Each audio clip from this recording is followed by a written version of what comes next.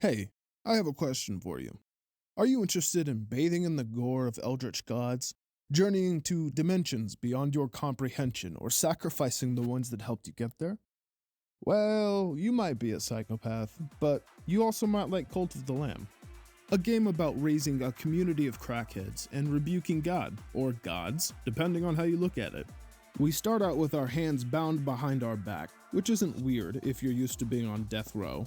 But the problem is, this time we're innocent. And this time, instead of an executioner with a lethal dose, it's 4 crackheads behind an Arby's with heroin. After praying to God for the first and last time, we meet the one who waits, an eldritch horror beyond my comprehension, bound in some sort of cosmic prison. He, the one who waits, bestowed upon us a foreboding red crown. We leave the afterlife and are reborn, after which we head down the road to meet Ratu, a devout disciple of the one who waits. He tells us that we need to start our own cult. But when we get there, we only start with 1 follower, which isn't much. But luckily, we managed to find some grass along the way, which is used to feed them. And we also managed to find a coin, which we can use to dangle in front of them to thank them for their slave labor. So having set up camp with these basic resources, we are ready to move on to the first room of Leshy's territory. After breaking the door down, we confront that bitch Leshy, the first of 4 siblings from the beginning. Then we grab a Gucci brand nature necklace, which buffs one of our followers that we deem valuable. We move on to let a pigeon lady read our fortune, and these tarot cards give us different buffs, run to run, like perks or abilities or whatever you want to call them. And that takes us to the first mini-boss of Leshy's territory, Amdusius. Amdusius. Which, if you couldn't tell, is a little bit of a gonorrhea child. Back at camp, we picked up more followers, one of which was obedient and polyamorous. Well, you sound like a cuck to me, but if that's how you want to live your life, I'll give you a sterile pat on the back and I'll show you to your seat. Yes, your seat, sir. Welcome to the cult. Oh, and since you are a cuck, you're more than welcome to worship me for absolutely nothing in return. Anyways, we build a temple in my honor, and we're officially ready to start leading a cult, at least for a few people.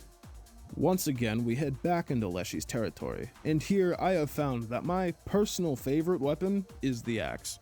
Not only because it's big and chunky, which is great for doing some insane damage, but it's also great for throwing. We go on to meet our girl Fornius, who's staring off into the distance after some sort of trauma. And then there's Haro. And I don't really know what Haro does, but he's chillin'. Don't fuck with my boy Haro. And after killing another mini-boss, we are well on our way to establishing a tent city, much like Portland. And also, much like Portland, it's filled with dirty crackheads and shithouses. But hey, it's my homelessness. To reinforce this, Ratu pops by and says that for religious purposes, we need to gather their bones. I don't know if that's an innuendo, but much like the Chupacabra, I will suck their bones through their skin, especially if they're shitting everywhere. Dude, there is an outhouse right there. Oh, it's full. Well, that's my fault, but back to the old man. We take him up on his offer to follow him into the woods. He says he wants to play Knucklebones in Shack. Oh, I'm sorry, play Knucklebones in his shack.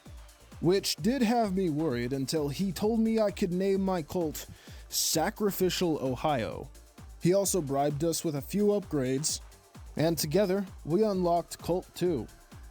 And I had to say, I was so overwhelmed with joy that I stormed back into Leshy's territory and I ripped his heart out from his chest to show it to my people. And so they worshipped me as God. But then I kind of came to a realization. If you're going to have a lot of people, you're going to need a lot of food. And that's when I realized bowls of grass won't cut it. So I set out to the coast in search of some fish. And there I found our fisherman, the one that was more fish-lipped than men. I mean, just listen to this guy. Yeah, buddy. But through the lip smacking, I could tell he gave me a quest for crab, lobster, squid, and octopus, and in advance for being a star fisherman, he gave me a star piece that do something. I have also figured out, doing these various runs, that I am not a fan of the gloves. which in theory should be fun for the sole purpose of manhandling bare men with my bare hands. But instead of jacking them off, I get jacked off. And I was feeling pretty good, especially with the shiny card. I was certain of victory, but I miscalculated, and unfortunately he heard that I was sucking bones and wanted to get part of the action. This is when I realized I might need to go back home and provide some TLC to my community. So, with that in mind, I built a prison. I put a religious prisoner in there and re-educated them. He was bitching about starving or something, but if you walk away, it becomes a non-issue. So I planted some crops in front of him and told him that he can eat when they're all done growing. And he was so moved by my speech that he named me the Supreme Leader. And I was so moved by that I upgraded the shithouse in his honor. After letting him out, I gave everyone the day off, and I went to visit the Magic Mushroom Man on the other side of town. And he told me that he wants all of the mushrooms, every last one of the mushrooms, and if I hold any of the mushrooms, he will come for them. And he tells me he can smell them from anywhere, even if they're up my sweet succulent ass. Coming back from a 3-day acid binge, we somehow stumbled back into Leshy's territory, which is now harder. Now that we've beaten him, the local area has been taken over by a squatter. So we do the only thing we can do. We grab a weapon and we head into the next room. There we find the Transmorgatron. Ew, look at that shit. Look at all that, hey, gold! And after those distractions, we find a way to face our own mortality. So to do that, we die, then we die, then we die. Then we find a super juiced rainbow card, then we die again. But after I got back, I realized that my prison was broken and it needed to be fixed. My good luck charm had been taken from me, so after fixing that, I go back to Hecate and I fog him up. I celebrate with a good old-fashioned round of knucklebones with Flinky. But after this bird shits on me several times, the game just decides to give it to me and I win in a landslide. Winning by default is my forte. And when there are literally no other options, that's when I win. And you know what? I'll take it. I move on to fight Stelios, which when I do gives me a very certain privilege. Something that demonstrates my power as a cult leader. It provides to the flock a sort of confidence. See, I've gained the power to play with life and death as I see fit. I can send them to the eldritch plane of the afterlife. Can you hear them now? The screams of God as they eat your soul. And then I bring them back because I was kidding. It's a prank. I did that for my entertainment. Don't you understand? I can play God now. But with all this power, with all this raw cosmic responsibility, I needed some sort of outlet, some sort of escape where I could go and nothing else mattered. So I put up some candles next to the prison so that my prisoners couldn't sleep. I moved on to upgrade the cult to Cult 3, accepted a quest to make Femi Boy here eat shit. That's right, here at Cult Sacrificial, Ohio, I sacrifice you to the gods, raise you back from the dead just to make you eat a bowl of shit, and don't you dare throw up, I will throw you in prison. Well, apparently some people are into that, because I attracted a new follower through a spider skull that I had to bury in a shallow grave. Back at the poop chamber, we find hops, which is cool, but then we quickly got promoted to picking cotton. And back at home, one of our followers approaches us with a very important quest. Take drugs. Like everyone should take drugs.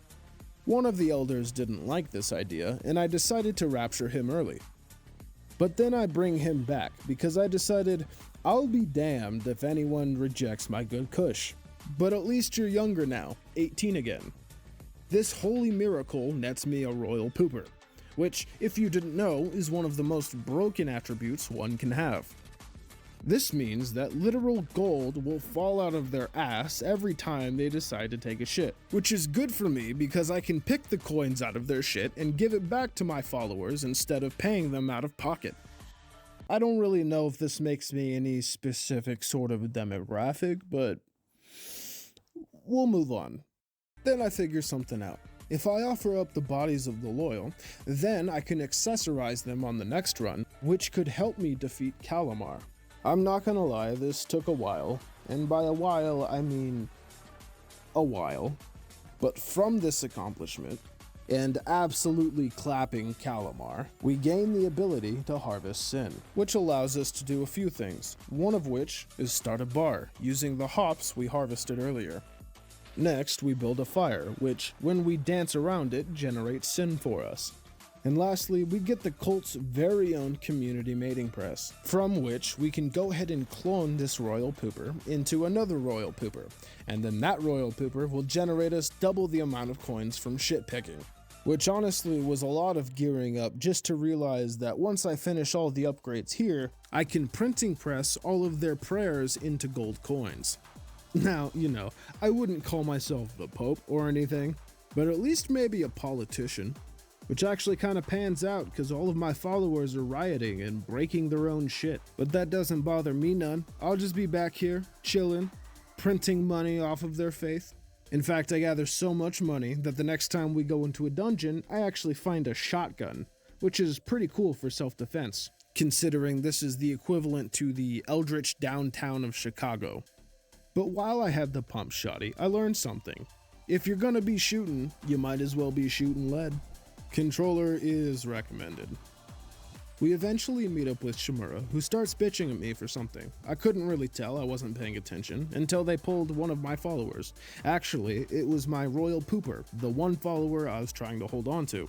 I'm not gonna lie, considering my options, I decided to Alt F4. We do a little bit of save scumming. But after that, they picked Grenin, which, who gives a fuck about Grenin? I don't care. Back at home, I got a quest from one of my followers, again. This time, it was to bring in an elder into our ranks and accept them as one of our own. So, yeah, sure. We'll bring them into our ranks, treat them as our own, and yeah, they'll feed us for the rest of their life. Thanks for lunch. Unfortunately, eating old people can be a little demoralizing for the rest, but if you tell them there's an office party after, everyone feels a little better. We head back into Shimura's territory, where she tells me to suck her dick. So I go beat the shit out of her pet.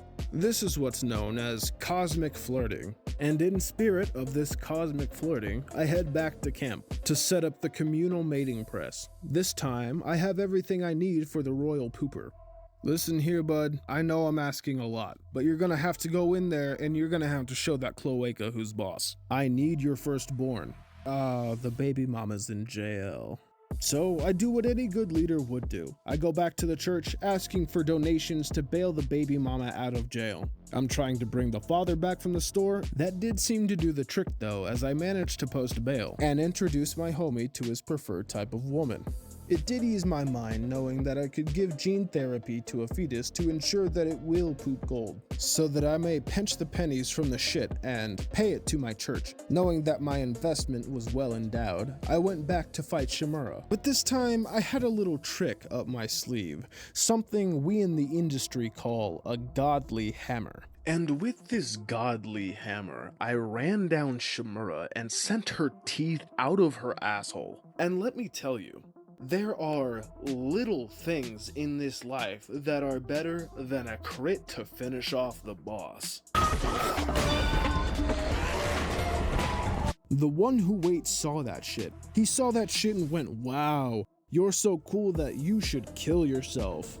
For me, of course, I had considered it. So I tell him to shove it up his ass. But if this game has taught me anything, it's to manipulate the masses and bring a shotgun. And once I applied these rules, everything just seemed to fit in place. We clap him, definitely on the first try.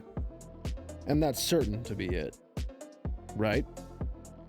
You know, we've been over a long journey through the past 20 or so minutes, you and I. And really, I just wanted to say thanks for being here. Thanks for clicking on the video. If you had any suggestions on what you might want to see me play, go ahead and let me know. And thanks for being here. I'll see you next time.